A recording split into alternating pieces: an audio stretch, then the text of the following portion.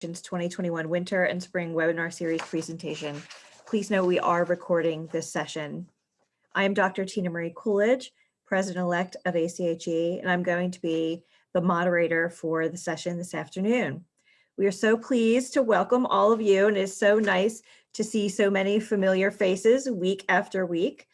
And we are welcoming all of our attendees, including ACHE leadership, association members, prior association members, guests, and our students. The ACHE 2021 Winter and Spring Webinar Series really offers subject matter experts an opportunity to share their expertise and cultivate a living learning community in this ever-changing world when there really aren't many opportunities for us to obtain professional development opportunities because they're just difficult to obtain with circumstances that we're working in today. Most importantly, these sessions provide an opportunity for us to connect as a community. Like I said, so nice to see so many familiar faces weeks after week. It gives us that opportunity to connect, to network, and engage, and really develop a true learning community that is invaluable in supporting each other in our professional practice. In each session, the presenter will share their expertise and cultivate that experiential learning opportunity that we all crave. We always will move on to questions and answers because we all have questions that we want to ask with each of these sessions. But first, a few housekeeping requests. You can always post any questions that you have because if you're anything like me, it comes in your head and then it's out 2 seconds later. So please, if you think of a question, please post it in the chat box and we will get to your question, we promise you. We also ask that you kindly mute your microphone so that we can minimize and eliminate any type of background noise. But when there is time for questions, please don't be shy. Please do feel free to raise your hand and use your microphone to ask some questions.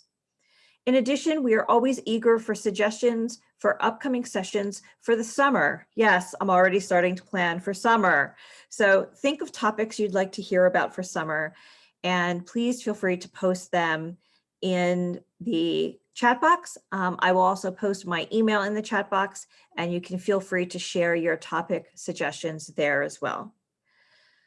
I am always excited about these sessions, but I am so very excited. I can remember the first time Nicolette and I met, and I am so excited that we have become very close colleagues, and I'm proud to say that we are also very good friends.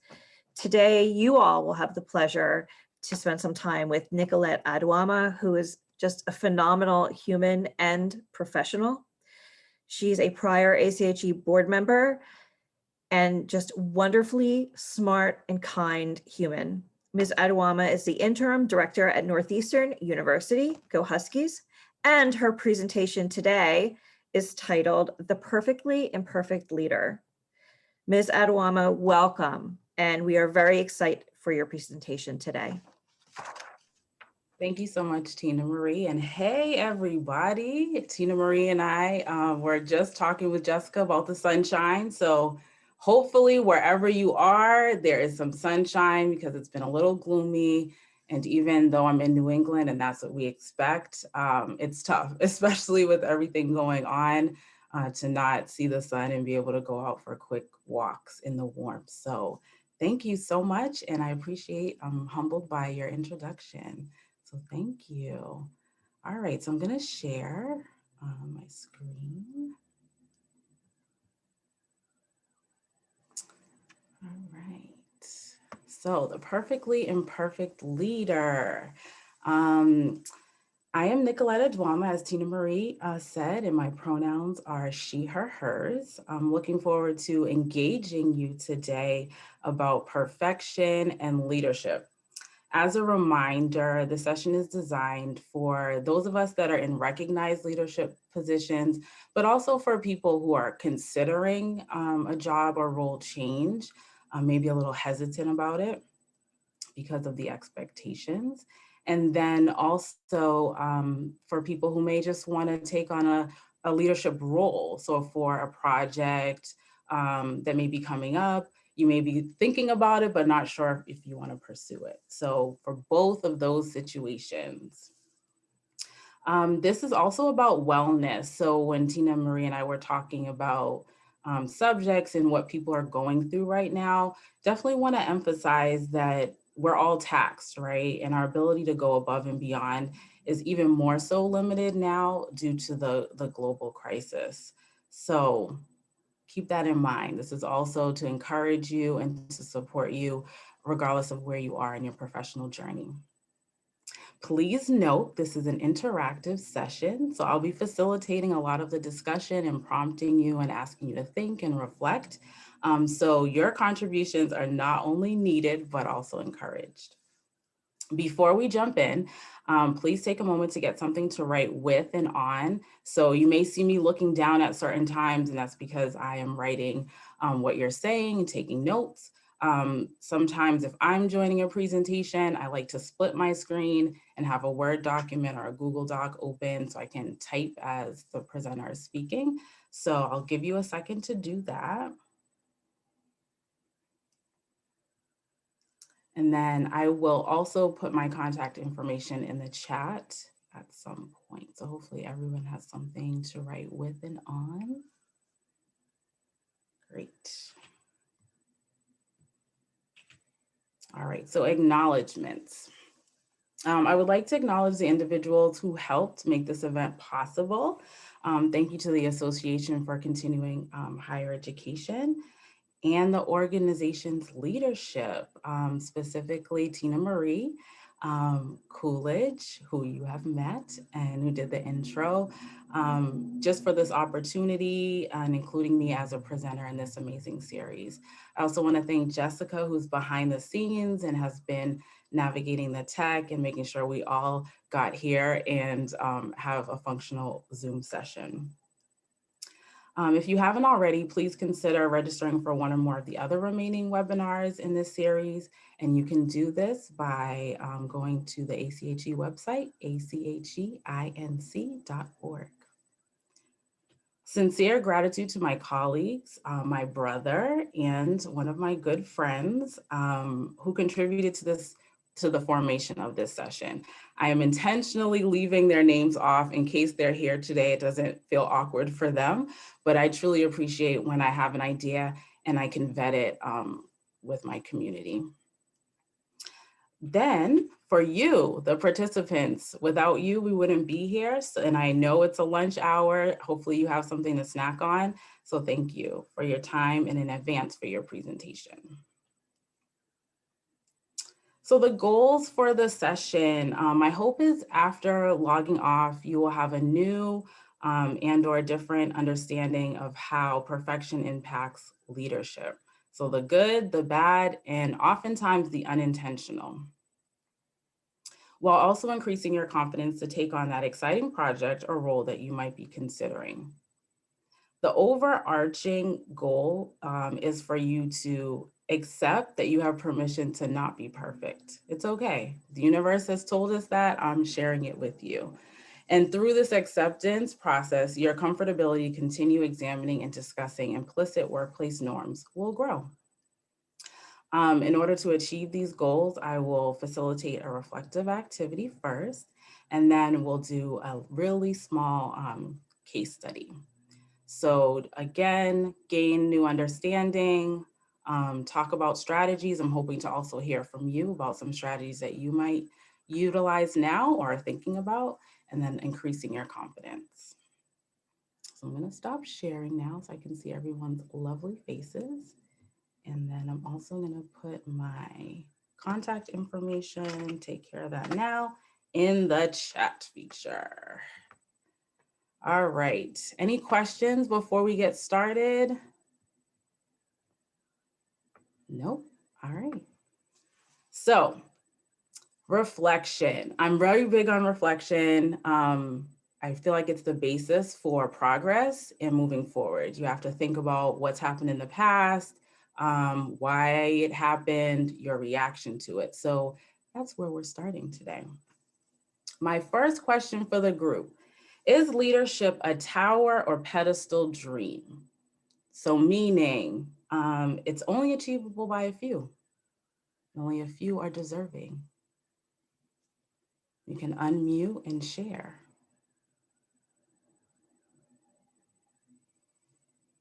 I'm seeing no's in the chat. No, no. Okay. Okay. Does anyone, I see a lot of no's. Does anyone think yes?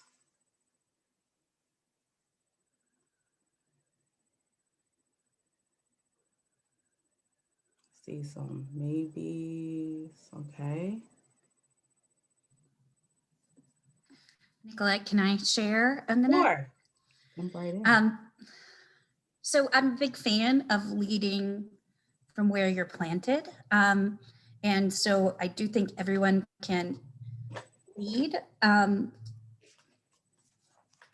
wonder about things like who has access to power and when leadership is,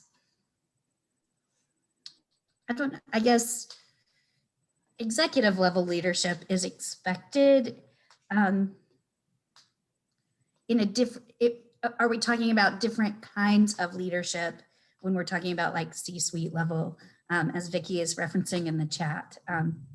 So that's part of the reason I was kind of nodding my head. Yes, I believe you can make a difference regardless of where you are and lead, but I think the responsibilities of leadership are different at certain levels of an organization. Does that make sense? Yeah, that makes perfect sense. And my questions oftentimes are intentionally vague. So as Amy just mentioned, there are different levels to leadership. Most people that have spoken in the chat have said no, leadership is not a pedestal dream, meaning that I think you're saying we can all access it. Do people feel like the message is conflicting based on what Amy just shared, that certain levels of leadership were kind of maybe expected to have, in terms you hear everybody embrace your inner leader, step up, you can do this or you can do that, or take charge, but only maybe to a certain level. So only do it in your role. Don't try to achieve, your manager's role. What do people think about that? I saw some nodding. So certain levels of leadership will be heard within my, do you mean hard within your organization? Did you want to explain, Leslie?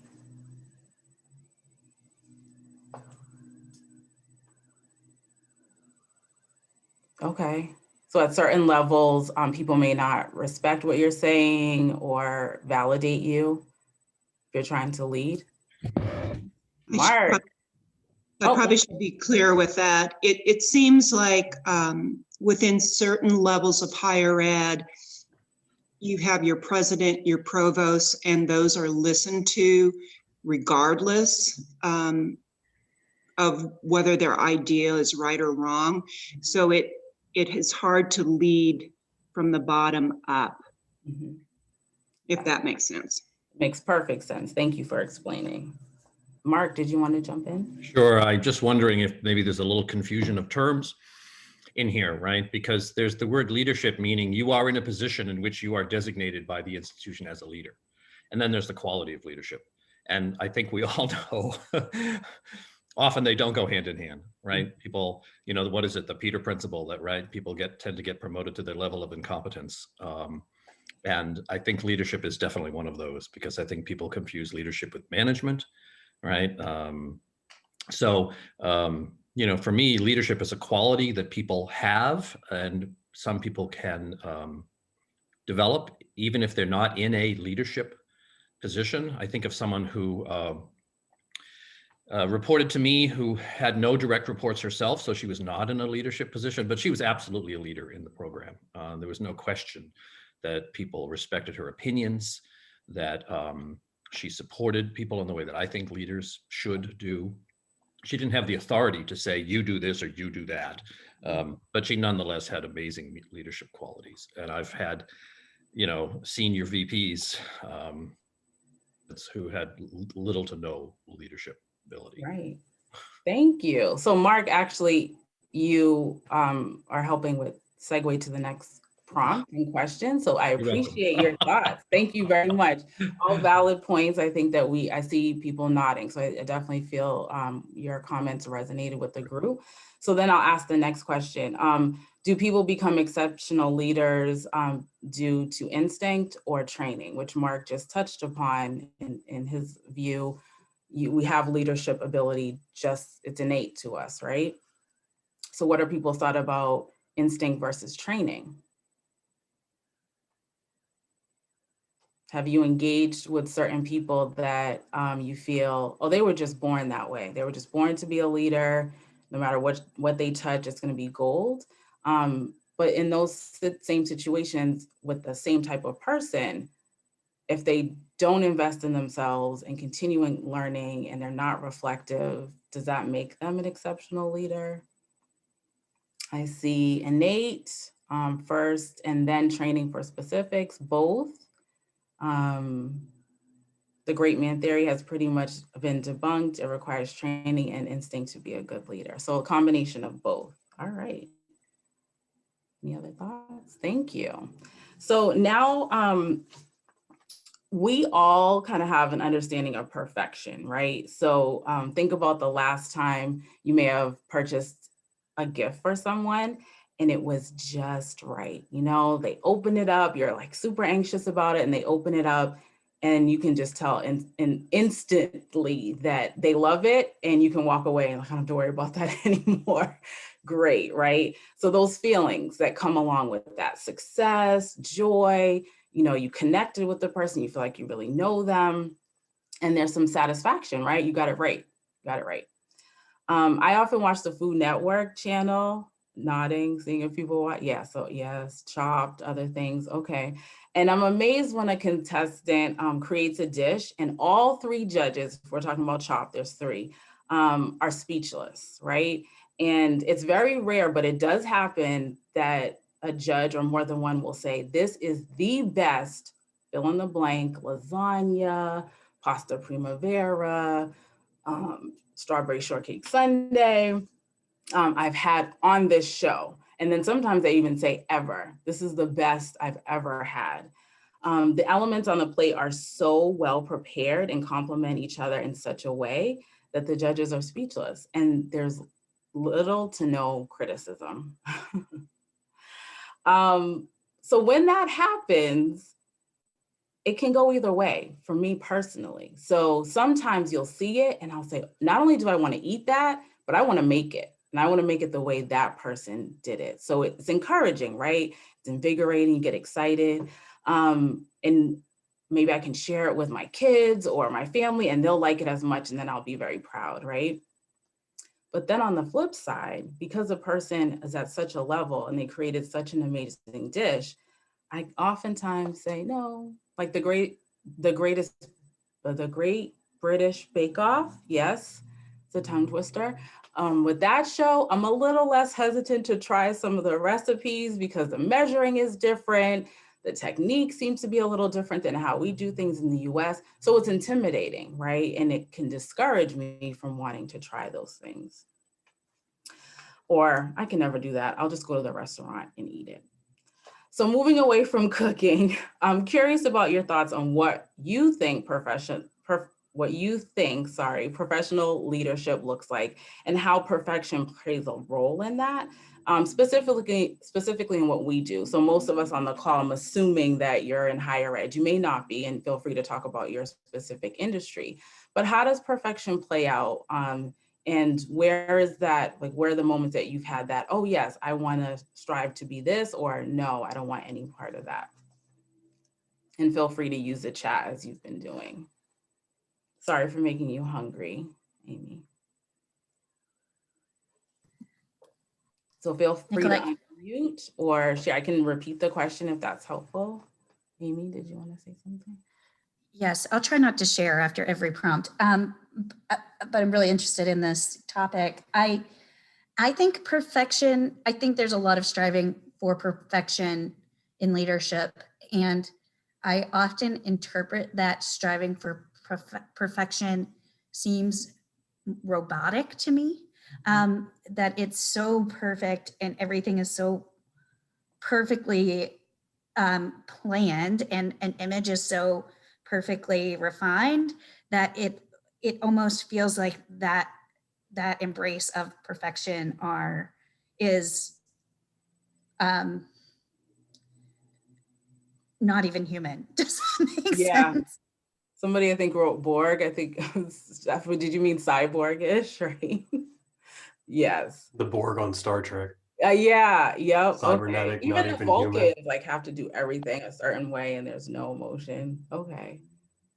Thank you for sharing. I'll throw out some examples. So in terms of like how perfection plays out, or your concept of it, like I'll give you an example. So in higher ed, always surpassing enrollment goals. Without enrollment, we don't have money, there's not enough tuition, there's issues down the line, right? Another one may be bringing in large grants to get the juices flowing.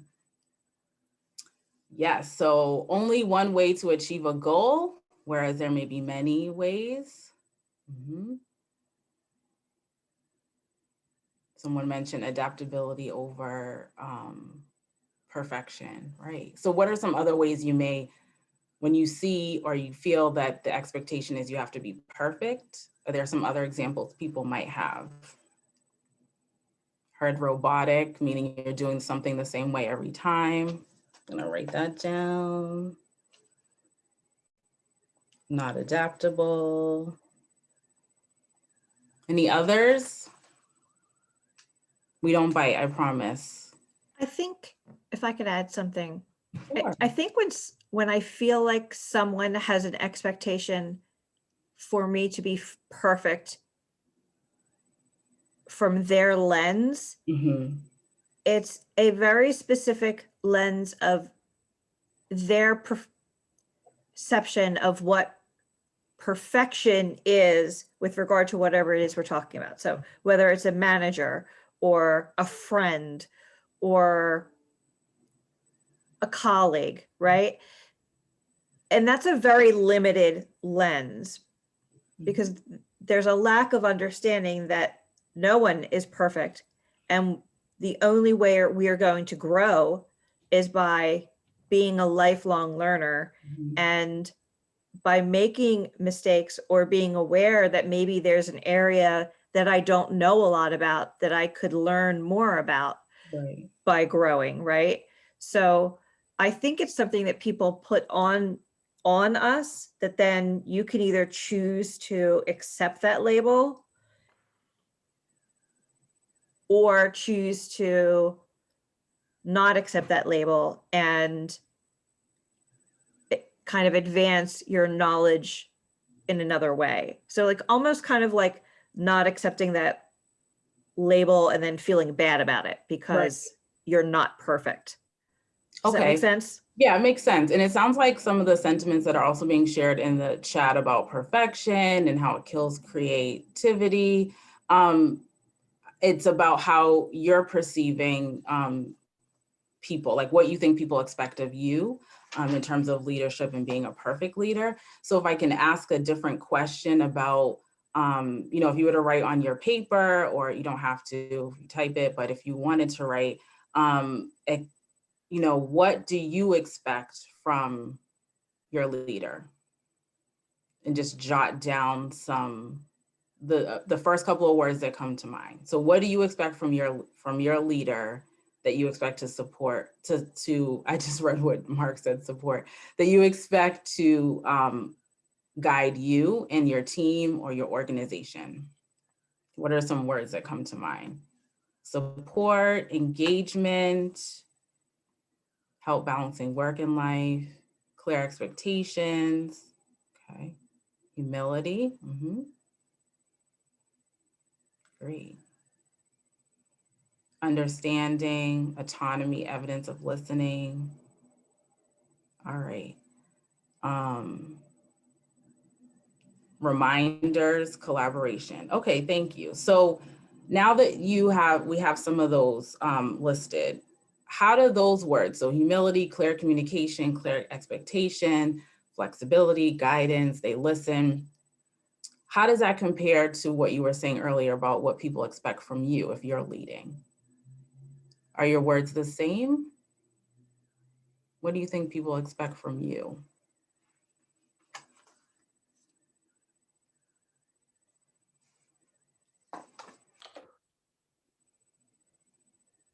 I think we should expect the same out of ourselves as we expect from someone else.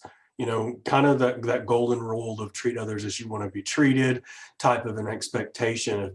If if I expect my supervisor or my leader or whatever to have these qualities, these certain qualities, to support me, to guide me through whatever this is, then if I'm ever in that leadership position, I should expect those same things from myself, and also perceiving that the people I am leading would expect those things from me too.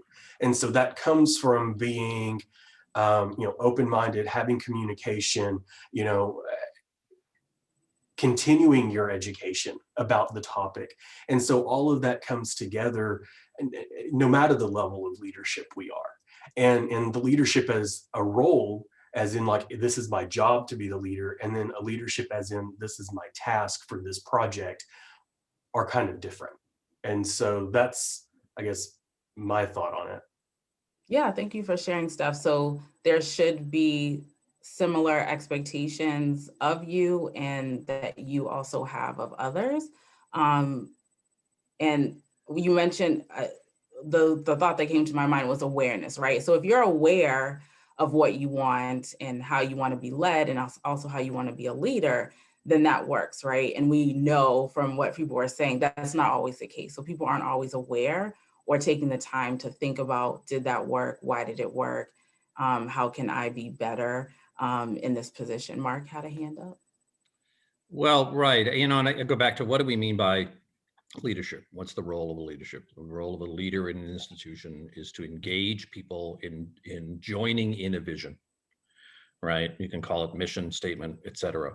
And in order to do that, I think I take a kind of a Marxist approach to it, right? That old saying, from each according to their ability and to each according to their needs. And so when you're leading, I think that projecting an image of perfection is probably not a good way to actually get people to join you, because it's intimidating. That's why I really like the title, by the way, of your talk here, right? And the old adage of a leader should never ask someone to do what he or she wouldn't do. And I like to say, I prefer to ask people to do things that I can't do. In other words, I look to find people who have skills and talents that I don't have, or that who would do a better job than I do, and kind of say, can you take this on?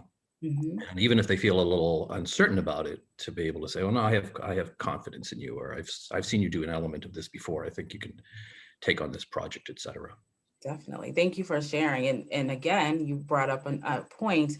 I don't know how many of you were thinking this. I did see understanding, listening, so that ties into compassion, which often I don't know that people are expecting that. I think we may have this vision that the person is very rigid. So as we've been mentioning things, I'm wondering if someone might have come to mind as we were talking about leadership and what type of leadership who you might think of when you think of leader, and then perfect leader, right? And so compassion, and then Mark also mentioned another one, delegation, right? So there's this, I always have to resist it as well, urge to do everything ourselves, right? In order for it to be done a certain way, I have to do it. And so letting go, as Mark was saying, of some of that, and allowing other people, right, to grow and learn, and you to learn from them, you have to let some of those things go and assign things to other people. And then a huge one is vulnerability. I don't know that anyone said that. I don't know if you were thinking about it, but I know my messages about leadership that I've received from society and others is that you don't let people in, you don't show that you don't know things. Your staff is your staff. You can't have friendships with your staff, or you can't have friendships with your manager, or relationships that go beyond that, that thin line of professionalism. And so that's another piece, right? So it's okay, like prepping for today, it's okay for me to ask someone, what do you think about this? Would that resonate with you? That's okay, right? And to allow people to see that you're processing and you're learning as well. Great. So any additional thoughts? I want to leave enough time for the case study since people have juicy things to say. All right. So I see a leader delegates in such a way that it shines a light on what others are capable of doing. And a leader believes in the people who follow. And then if you want something done right, you have to do it yourself. Yes, Mark, we've heard that all the time. We tell children that just do it. We see it on TV and movies. I'm just going to do it myself. I don't have time. One of my favorite stories is The Little Red Hen. And I often feel that way, like I'm going to wash these dishes, I'm going to bake this bread, because no one can do it like me, right? But if I do everything, specifically in my household, how will my children learn? How will they try? And we also should embrace what we tell our students. We're in higher ed, so we tell our students it's okay to fail, trial and error, make sure you ask questions, try collaborating with others. If you're not good at math and you have a friend who is, have them help you. But we may be reluctant to use those same principles in our own lives and when we're, leading something. Yeah, and that's what happens when I click submit before I proofread my own. Oh, Because I heard that message growing up from my father in particular, but it's a terrible message as a leader, right? Because what underlies it is my way is the right way. yeah. You know, my father used to say it's my way, the highway, right? And one of the things I really had to learn as a leader, and I don't know that I fully learned it yet either, is that there's lots of right ways, and that my way isn't always the best way. In fact, sometimes it is not the best way. And learning to letting go. I can't tell you how many of my own sort of performance goals had delegate more, trust other people more, that it is always my way. Definitely. Thank you, Mark. So, All Nicolette, right. Yes. can I share one more thought? Sure. I think what you said about vulnerability is so important. And I thought I'd just share, I had at the end of last semester, I was facilitating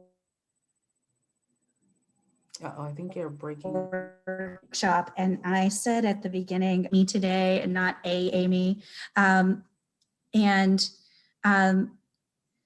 It was just an offhand remark, but what was nice about that is that it showed up in the evaluation. Someone said it was really good to have permission not to be my best self today.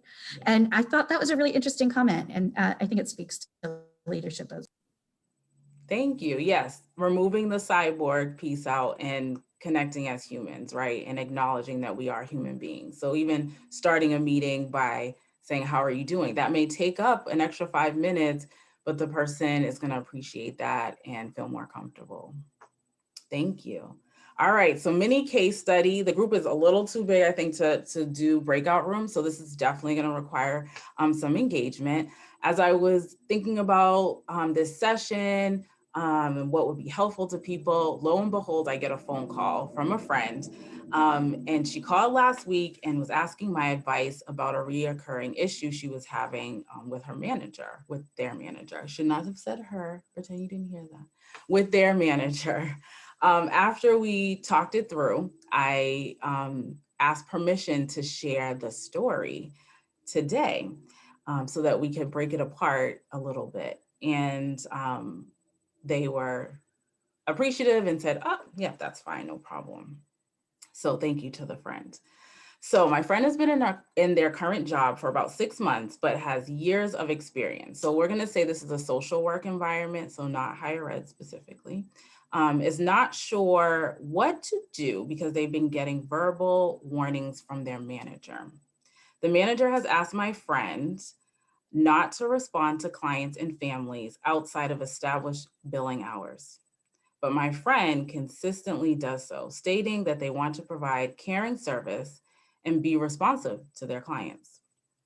The manager has stated repeatedly that you're going to burn out, and that's the main concern. And they'll also be stressed if they continue to not follow the directive. My friend is more concerned about never meeting the manager's expectations rather than being burnt out. So talk to me a little bit about what you feel is happening here and what's causing the conflict.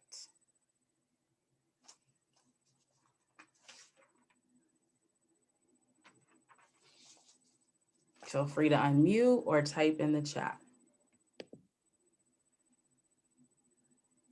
It'd be good if if some new people could jump on. Yeah, that's why I'm waiting. I have thought, of course, but I'm trying not to. I know, I'm the same, Mark. Like, let's get this conversation going.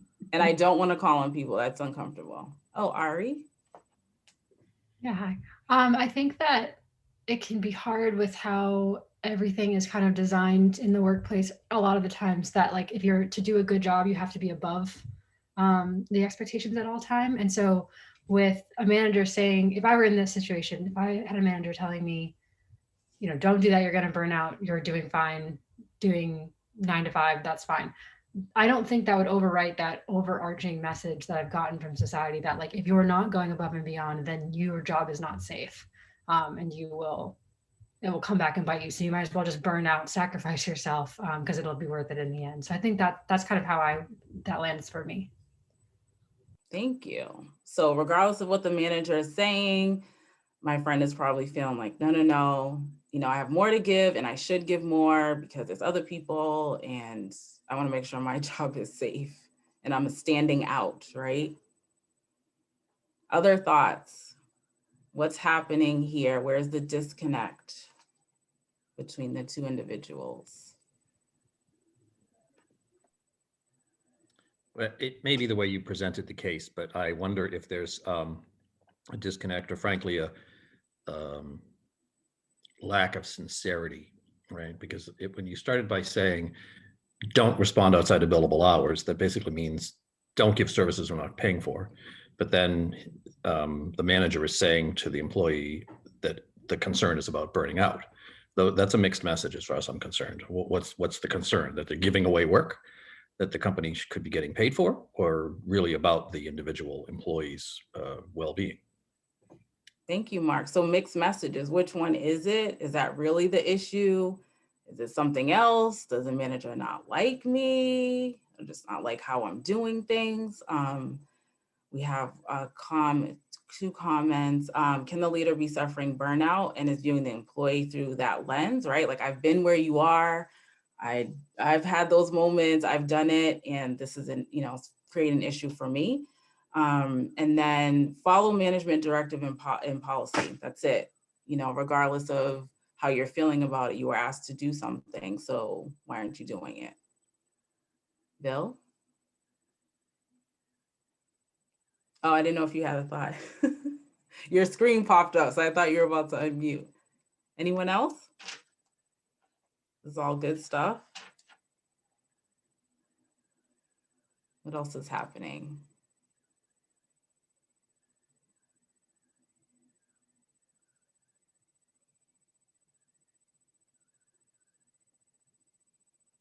All right, so we've had a few. I think Ari said it a second ago. Steph, it's a societal norm that, you know, we have to meet this expectation within, I mean, just the confines of the United States. We hold ourselves to this higher standard of you know, if we don't get this job done, if we don't meet this enrollment record or go above this enrollment record, we're not doing our job.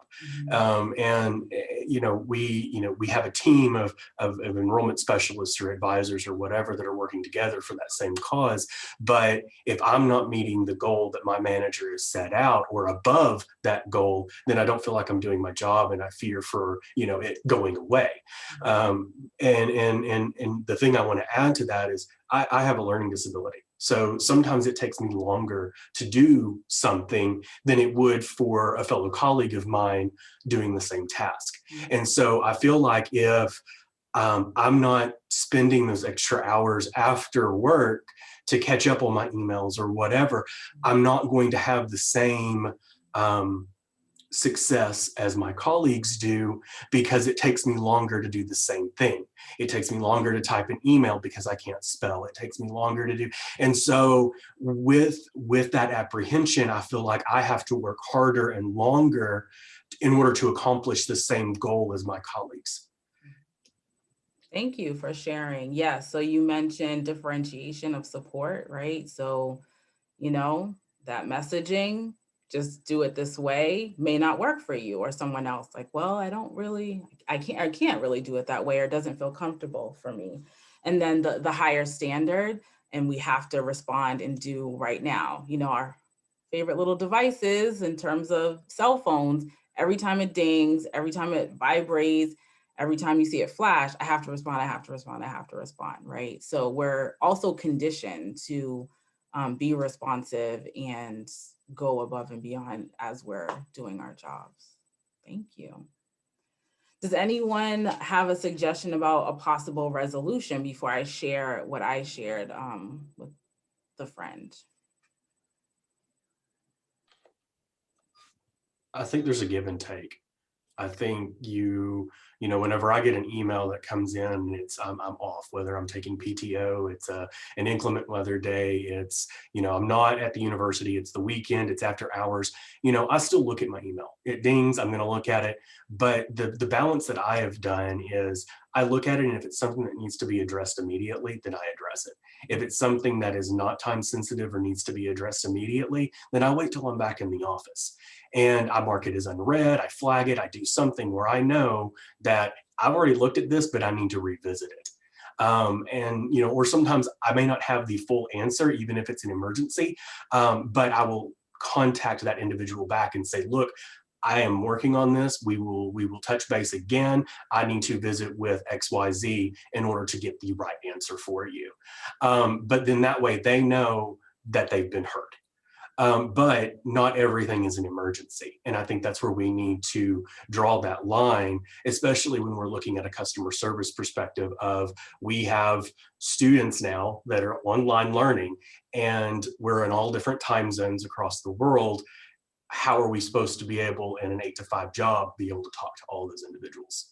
And so we have to do a give and take a little bit, staggering our times or something. So a little bit of, yes, thank you. So there's not one right way, and we have to find ways to modify our traditional approach, especially right now in the pandemic. Amy, I saw a hand raised. Thank you, Steph. So I would be asking some questions if I were your friend about if there were reasons other than just the supervisor's concern about burnout. Is it because you don't want the clientele to be expected to be served outside of hours, and that's really about protecting other members of the team? Is there, and then I'd also want to be sharing some reasons for why I do that outside of hours, in some ways because of what Steph mentioned, but also because I work long hours because I love my work. And so that's connected to my passion, and I want to be able to exercise that passion. And so I would, wonder about if I could open the dialogue a little bit more about, these are some reasons that I want to work longer, and I want to understand some reasons beyond my own burnout why you might be concerned about this. Because for me, if it's a matter of protecting other my colleagues, I'm going to receive that differently than just, I don't want you to work hard, which is the message that I heard when you gave the sort of case or vignette. Thank you. So communication is at the core of what you said, both ways, asking the question, but also providing some context around why I'm doing this behavior. So that may have helped the situation ultimately. And that, like, as another good point, some people just like to do a little bit extra, right? So is that really a bad thing? I'll put a plug in that for a second. Thank you, Amy. Then I also see on the chat, get the expectations in writing. So really clarify, I think, both ways. What are the expectations, who's expecting what, and then why? And then the pressure to be a good worker falls in line with that, and then have a conversation. So again, communication. There's definitely is a breakdown in communication here from my perspective. And again, only had one side of the story. So what I ended up saying to my friend, and I listened, it wasn't the first time that we had this discussion. And I said, well, as someone who manages other individuals, have you thought about why your manager has said these things to you? So a few of you have touched upon this. And I said, there are certain protocols that, managers ask their team to follow. And there's issues that will come up if those protocols aren't followed. And again, we all, color outside the lines a little bit, but in general, there's usually reasons. I can't say that this is why the manager has said this to you, but I'm just going to provide you with a few reasons. And so I said, have you considered this? And she said, no. And so I then gave the example. So lack of consistency and care across the team. So if you're doing something that is maybe defined as not the norm or trying to be a little bit more perfect, so you're going above and beyond, that's not the norm. And if clients are speaking to one another, they may realize, oh, well, how come you're able to contact your case manager after hours? I'm not able. Am I missing out on something? Should I have that ability? Then training and service accountability. So if my friend leaves the organization, the next person comes on, they're following exactly what the manager has asked, then the families may feel they're being slighted. And why is it that this other person was more accessible and available, right? Even though that's not necessarily how my friend was trained. And then there's accountability issues in terms of the manager saying, well, that's not what I told them to do. So I'm sorry you had that experience. This person's not going to be answering their phone at 9 and 10 o'clock at night. Then client boundaries, right? So in addition to burnout, when we work with students, you may be overstepping, right? That you may be doing too much instead of connecting this client or a family or a student to a social worker. We have We Care at Northeastern University. You're trying to fill all the needs of this client and or student, and that can be problematic, right? Because there are specific people that serve different roles and the work should be spread out, right? And then there also could be a codependency that then is created where, they're feeding your needs and you're feeding their needs, and that it becomes unhealthy. And then the professionalism may be jeopardized.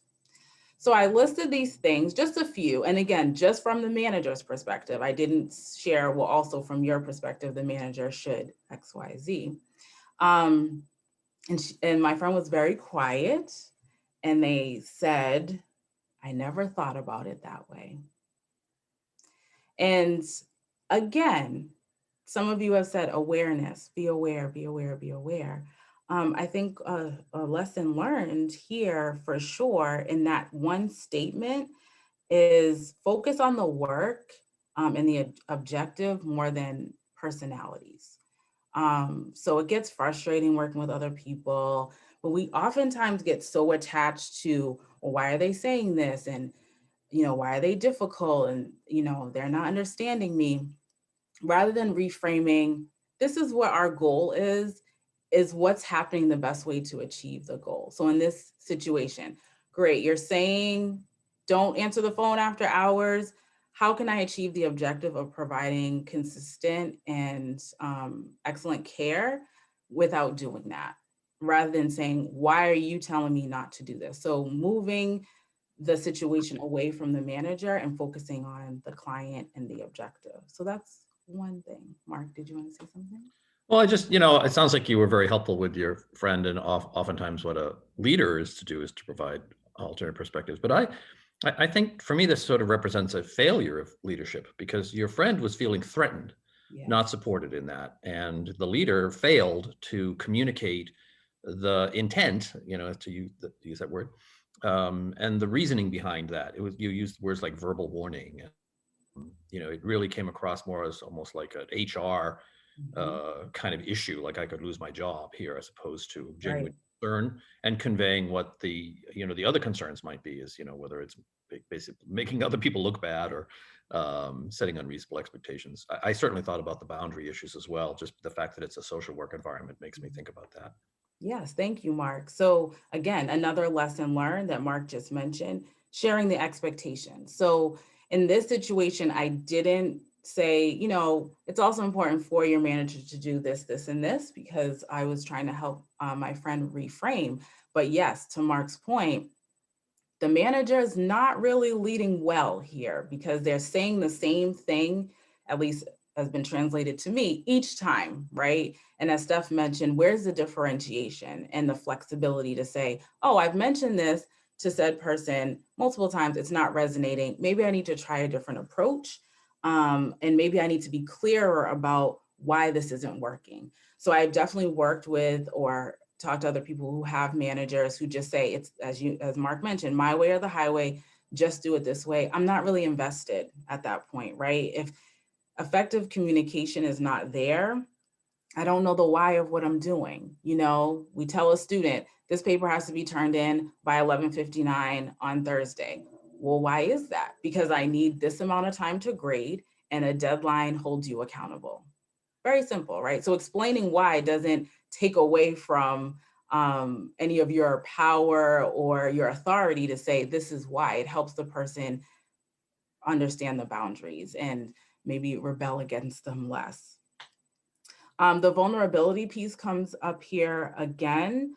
How will others find their voice if your standards are perceived as too high or even unnecessary or unreasonable, right? So my friend she's not really getting why the manager is saying this, and it's not helping my friend feel confident as an employee, which is something that Mark had said as well. So she's focused on more of, well, how can I be this perfect employee rather than I really want to get this work done? My manager may not like me or they don't respect me. And also consistently evaluate your own expectations. So we talked about that before as well. So you may spend 2 weeks editing a slide deck and be so excited and present that to your manager.